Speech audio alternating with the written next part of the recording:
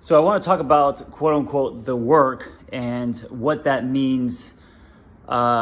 You may have heard it before when your girlfriend or boyfriend said to you that you are not doing the work.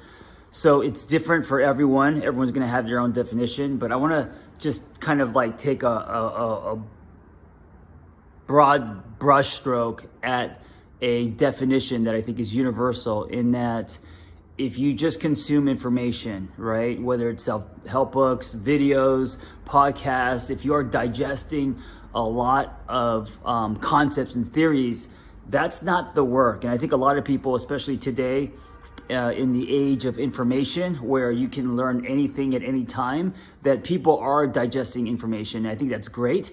That is not the work. That is, if you compare this to fitness, you could learn about how the body works, and you could learn about gaining muscle or burning fat or whatever your goals are, and you could read about that shit for days. But until you actually get your ass into a gym, unless you actually break a sweat or change your diet or whatever, you're not going to accomplish any goals, right? You're just thinking a lot. And so I think today a lot of people think a lot when it comes to working on themselves. So then what is the work? The work is actually dropping into self. The work is a deep investigation at your inner journey, right? Why you do the things you do, how you think. The work is also taking ownership. So it's not just exploring and investigating how you work, why you react, why you run, why you're not vulnerable, what is hard for you, like all of that shit, which is, I gotta say, it's painful because you are tracing that to kind of the core of a lot of wounds, a lot of pains, a lot of rejection, a lot of how you were raised. And if you question, it's like hitting a beehive with a broomstick, and you're like, oh shit, like that's what you do sometimes when you do the work, because a lot of stuff comes up that we don't want to look at, right? A lot of stuff comes up that is tied to our childhood.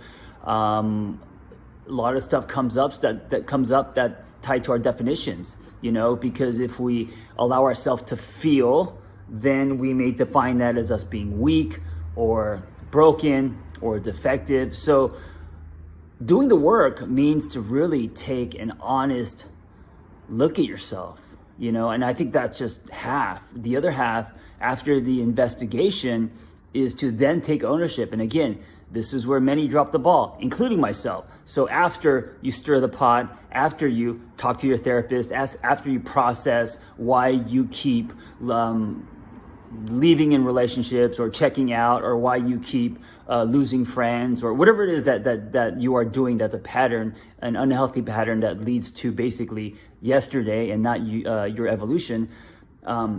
Once you have all that, once you process it, once you know where it's coming from and actually sit with it for a while, the other piece is ownership. The other piece is execution, and you have to ask yourself what that looks like.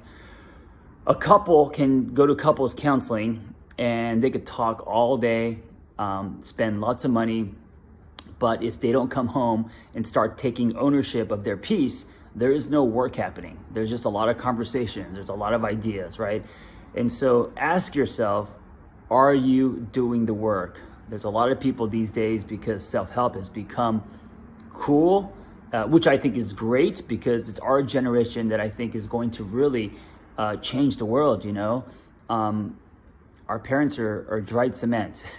We are wet cement. We are looking inward and reflective, and we are motivated by wanting to build better relationships and be healthier versions of ourselves, which I think for the first time ever is, kind of the standard. But there's also a lot of people talking a lot, thinking a lot, taking in tons of information, and doing very little work. But they're wearing the t-shirt. They're saying, yes, I am doing the work, and I am, blah, blah, blah.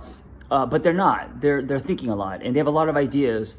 And maybe their heart is in the right place, but they are not doing the work. They're not looking inward, which is daily, and it's difficult. They are not being vulnerable. They're not showing themselves. They are not showing up. They are not being authentic. They are not reviewing old patterns that lead to destructive behaviors. They are not taking ownership of how they treat people. At the end of the day, they are not being honest with themselves. And if you are not honest with yourself, because that's the beginning, that's the first domino, there is no work. So if you want to improve your relationships, or you want to improve your relationship with yourself, yes, take in all the information, follow the people that you want to follow, that you gravitate toward, listen to the podcast, read the books, go to the workshops, walk on fire, whatever you need to do. But that is only 50%. I think it's less than 50. Then the other next step is to actually do a deep dive by taking a black light to your inner workings, how you work, follow all the strings to where things are coming from, so you know why. You know what I'm saying? Maybe it's cultural. Maybe it's been passed down from parents and generations. And then the final piece, I think, is the most important and the hardest, is to take ownership. Own your defects, own, and I'm not saying that you're defective, but own your shortcomings, own all the things that you want to change about yourself, and line that shit with action, or else you're not doing work.